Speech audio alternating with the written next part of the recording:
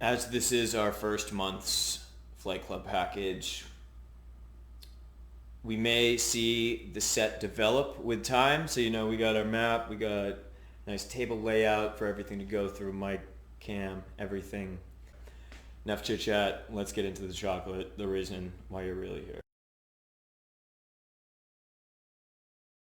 So, we're going to begin with Antidote chocolate. Antidote is a bean-to-bar chocolate maker that actually processes all of their beans from bean to bar in Ecuador. So you can see Ecuador, right down in South America here. And this bar in particular is an 84% cocoa content with lavender and red salt flavor infusion. Antidote chocolate harvests all of their beans via organic practices. They're using Ariba Nacional cocoa beans, which are not that easy to come by, especially when it comes to, the industrial market and bulk manufacturing. You don't really see this type, or this genotype rather, of cocoa available regularly. This is something that you would almost really have to go out of your way to taste Ecuadorian Nacional cocoa beans. And obviously we wanted to get you, tasting that in the first month's package, obviously. So this blend is named after a Greek goddess, Panacea, which is the goddess of universal remedy, and it can bring ease to anything that pains your heart. Antidote really is the antidote. And we also wanted to include a mini from them. So we have a 73% same cocoa beans, slightly less cocoa content in this blend. And this has a coffee and cardamom flavor infusion. This blend is known as the Kakia. What Antidote does great with this blend is that they're staying true to the Ecuadorian origin, in that not only is the cocoa they use in their blends from Ecuador, but in this case, the coffee is also grown in Loja, Ecuador. Again, for your reference, Ecuador right here. Where exactly is Loja in that? I will direct you to Google Maps. So I'm really loving, everything Antidote. They put a massive focus on direct trade and actually working with Ecuadorian farmers. Very few manufacturers actually make chocolate at the source. A lot of them are European companies or American domestic companies that are just bringing in cocoa beans from different parts of the world, making proprietary blends, as well as, single origin chocolate and couvertures. But there really are not that many folks making chocolate from bean to bar at the source. And yes, it does come with a premium, but all of those extra pennies are going to the farmers, which is a big reason why we wanted to incorporate them in the first month's package and give you a good sense of what Ecuadorian cacao of the Ariba Nacional genotype tastes like. Well, that covers our antidote segment, so we will be moving on. Let's go to Boulder, Colorado. Boom, you see Denver here. Boulder's close by. And our next two bars coming in. One of the most classic combinations you will ever come across. Almonds and sea salt in dark chocolate. 55%. This is by Choco Love. They are not bean to bar, but they are a phenomenal company. They do also have love poems on the inside of each of their packaging. They are non-GMO, Rainforest Alliance certified.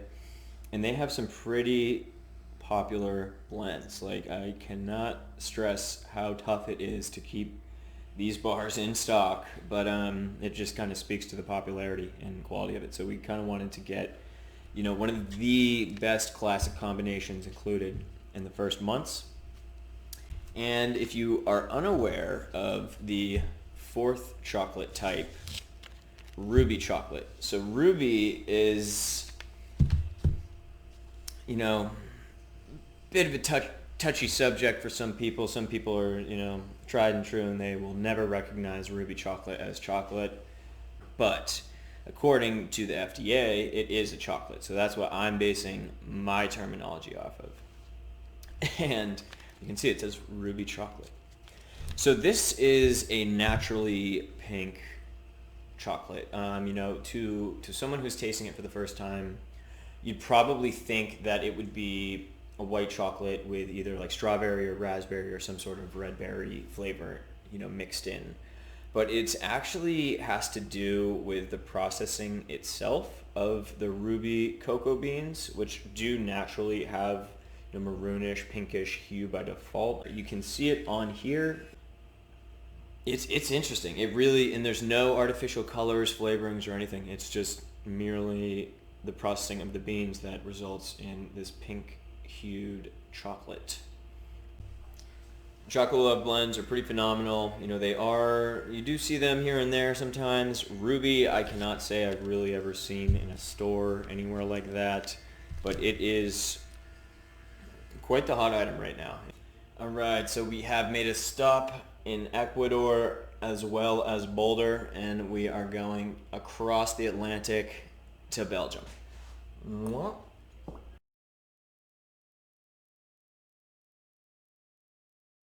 And we are going to be tasting dolphin chocolate next, which is going to be 2 milk chocolates, a pure milk, 38%, unbelievably creamy.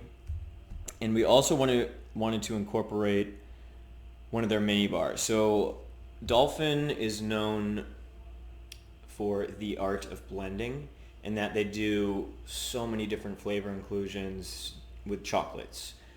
So this mini bar comes from their sugar and salt collection. This one in particular is a milk chocolate. It has nougat and honey in it, and this collection focuses on incorporating different or unique salts from around the world into the chocolate blends. This one in particular has diamond salt from Kashmir. They use only natural ingredients, real, fruits, nuts, flavorings. They don't, cut the cost to have any artificial flavorings, and we wanted you to get a good taste of some of the more popular milk chocolate dolphin blends. They're pure as well as they're mini with Kashmir salt, nougat, and honey. Natural and tasty.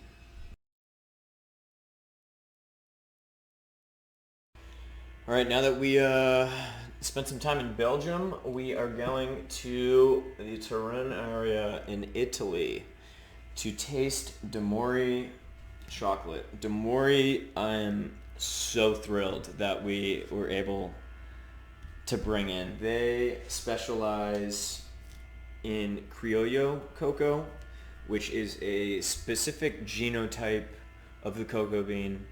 It almost went extinct in the early 1990s until the founder of Damori, Gianluca Franzoni, started the Criollo project, in that they started, investing in Venezuelan farms that were able to grow or still had some existing, very few, but existing Criollo trees. They've been developing that plantation ever since. I believe that was in 1991, and are working directly with the farmers. They have 3 Criollo subsections within that plantation. Damori's Criollo project was founded in Venezuela in Hacienda San Jose, and all they do is specialize in preserving the Criollo cocoa bean, which again was near extinction. So the blend that is ever so popular, one of my favorites, honestly, and it's really tough to pick a favorite working here, is their 70% dark Criollo mixed blend.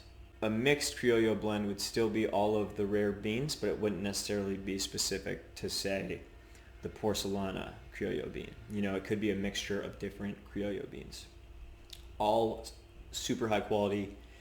Criollo accounts for less than 1,000th of a percent of the global annual cocoa production. Fine, rare, suave, This is an absolutely phenomenal blend. And to give a bit of contrast, we did also include damori squares in this tasting selection. One of them being a 100% Criollo blend, so there is nothing but chocolate liqueur. It is just conched cocoa beans.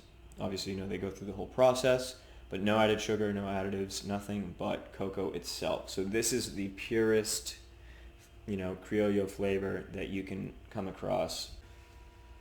We also wanted to include, just to get a little comparative basis, an 80% Criollo. So you have the 70% bar, 80% square, and 100% square. Only difference is, the sugar ratio, and the 100% obviously doesn't have any in it. It's just pure cocoa. Some other blends that we incorporated from damori are of other origins. So you'll see we have 3 squares here. We have Ariba Nacional, similar to Antidote's Ariba Ecuador. So this comes from Ecuador as well, the cocoa sourced out of Ecuador. They have a Permac, which comes from Peru. And then we also have a Samburano Madagascar blend, which is right in the northwest corner up here in Madagascar. So these blends all use the same processing formula for the most part. They're all 70% dark. They all go through the same process. The only difference in the blend being where the cocoa was originally farmed and sourced from. So this is where your tasting sheet's going to come in handy, because, depending on the cocoa and where it's grown, you could have a totally different tasting chocolate, even though it could have the same formulas. So it's extremely interesting to see how complex chocolate really is. It's really more so like fine wine than anything. There's a craze. You can have tasting parties, wine pairings, just about anything, and you could talk about chocolate for years and years and years and still have more to discover and more to talk about. I've been doing it for years and years and years. I learn something new every day, and it's amazing how much content there is out there. So that just about wraps up our maiden voyage of Worldwide Chocolates Flight Club. Thank you again for subscribing, tuning in, and I really hope you've enjoyed all the chocolate blends that we've been able to provide this month. Looking forward to the next month, and our next flight takes off on October 12th. Stay tuned, same deal as this, but we're going to have a whole new round of chocolate in there, as well as more video content. We're really looking to get things improved. So until our next flight, take care, stay cool, eat, sleep, breathe chocolate.